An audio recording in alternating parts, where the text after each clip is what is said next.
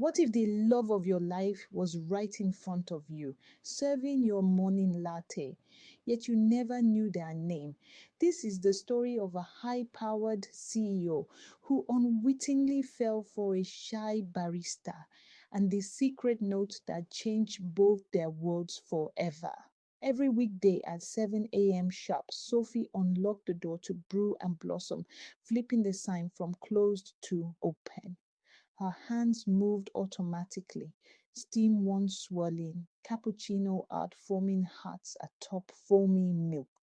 Across town, Noah Sinclair, founder and CEO of Sinclair Tech, arrived in his black Mercedes, tie crisply knotted, phone tucked in one hand, his mind on quarterly projections. But each morning he paused. He walked into that cafe and placed his order. A single grande latte, oat milk, no sugar. No one knew why. Not the morning rush crowd, not the other baristas, and certainly not Sophie, who greeted him with a polite nod, never a word more than, "Your usual, sir." Then one Thursday, something changed. Sophie finished Noah's latte, handed it over with a practiced smile, only to see, tucked under the cup sleeve, a crisp $20 bill. She frowned.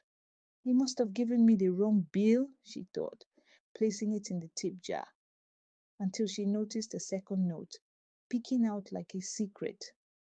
"Thank you for starting my day. I see you."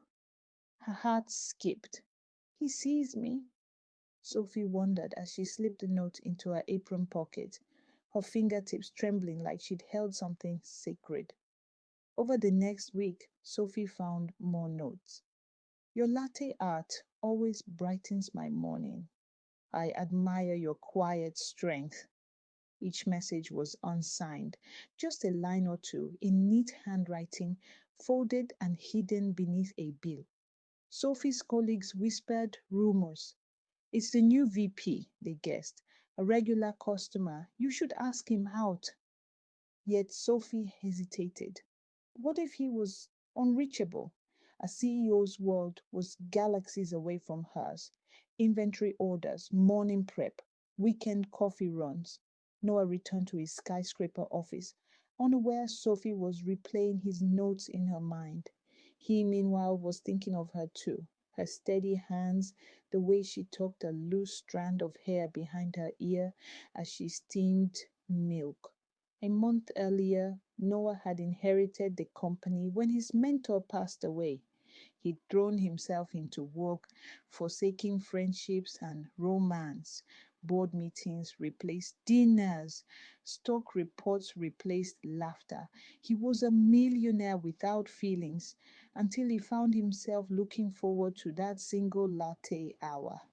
It wasn't about coffee, it was about Sophie. One morning, Noah slipped a different note under her tray. "Will you join me for coffee after your shift?" No staff, no pretense, just you and me. Sophie's breath caught. She looked up to find him waiting by the espresso machine, suit jacket draped over the counter, her name on his lips like a question. The cafe fell silent for a heartbeat. Then Sophie nodded, voice barely above a whisper. I'd like that." That evening, after the lunch rush, Sophie closed her register and walked out through the back door into a black sedan waiting under the amber street lamp. Noah stepped out, smiled gentle. They drove to a quiet bistro tucked between brownstones. No security detail, no flash of cameras, just two people sharing a simple late night espresso. He asked about her dreams, becoming a pastry chef, traveling to Paris, opening her own shop. She asked about his childhood, rowing in college, losing his mentor, the weight of expectations. Over creamy lattes, Sophie realized the man before her was more than a CEO. He was kind, attentive, curious, a partner, not a boss. A week later, Sophie stirred foam into Noah's latte. Now their ritual. He unlocked her door with a spare key. She introduced him to her scruffy rescue cat. They planned weekend bakery tours. From a single quiet note to an unexpected romance, they proved that love can bridge worlds, one latte at a time. If this story warmed your heart, hit like and subscribe for more faceless real life romances. And leave a note below.